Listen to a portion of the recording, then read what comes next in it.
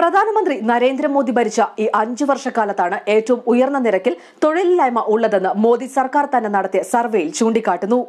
മോദി സർക്കാരിന്റെ നയങ്ങൾ ഇന്ത്യൻ സമ്പദ് വ്യവസ്ഥയെ തകർത്തെന്നാണ് സർക്കാർ തന്നെ നടത്തിയ സർവേയിൽ പറയുന്നത്. 2017-2018 വർഷത്തിൽ 6.1 എന്ന നിരക്കിലാണ് തൊഴിലില്ലായ്മ.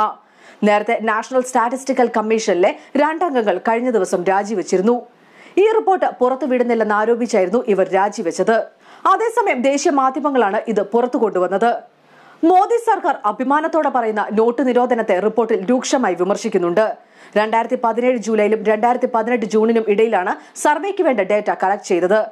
1972-73 കാലത്താണ് ഇതിനു മുൻപ് തൊഴിലില്ലായ്മ ഇത്ര ശക്തമായിരുന്നത്. UPA സർക്കാരിന്റെ കാലത്ത് 2.2% തൊഴിലില്ലായ്മ നിരക്ക്.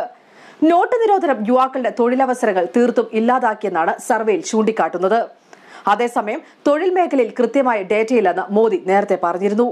ഇത് റിപ്പോർട്ട് മറച്ചുവെക്കുന്നതിന്റെ ഭാഗമായിട്ടാണ് എന്നാണ് കണക്കാക്കപ്പെടുന്നത്. തൊഴിലില്ലായ്മ ഏറ്റവും കൂടുതൽ ബാധിച്ചത് രാജ്യത്തെ യുവാക്കളെയാണെന്ന് സർവേ പറയുന്നു. ഗ്രാമീണ മേഖലയിലെ 15 വയസ്സിനും 29 വയസ്സിനും ഇടയിലുള്ള പുരുഷന്മാരായ യുവാക്കളിൽ തൊഴിലില്ലായ്മ നിരക്ക് 17.4%. 2017-18 വർഷങ്ങളിലെ നിരക്കാണിത്. 2011-12 വർഷങ്ങളിലെ വെറും 5%. ഇവിടെ നിന്നാണ് തൊഴിലില്ലായ്മ കുതിച്ചുകയറിയത്. ഗ്രാമീണ മേഖലയിലെ ഇതേ പ്രായത്തിനിടയിലുള്ള സ്ത്രീകളിൽ 13.6% തൊഴിലില്ലായ്മ. UPA സർക്കാരിന്റെ കാലത്ത് ഇത് 4.8%. നഗരമേഖലകളിൽ പുരുഷന്മാർക്ക് 18.7% തൊഴിലില്ലായ്മ നിരക്ക്, സ്ത്രീകൾക്ക് 27.2%. വിദ്യാഭ്യാസമുള്ള ഭൂരിഭാഗം പേരും തൊഴിൽ രഹിതരാണ്. 2004-2005 വർഷത്തിൽ ഉള്ളതിനേക്കാൾ വർധനവാണ് ഇതിൽ ഉണ്ടായിരിക്കുന്നത്. ഗ്രാമീണ മേഖലയിലെ വിദ്യാഭ്യാസമുള്ള സ്ത്രീകളിൽ തൊഴിലില്ലായ്മ നിരക്ക് 17.3%.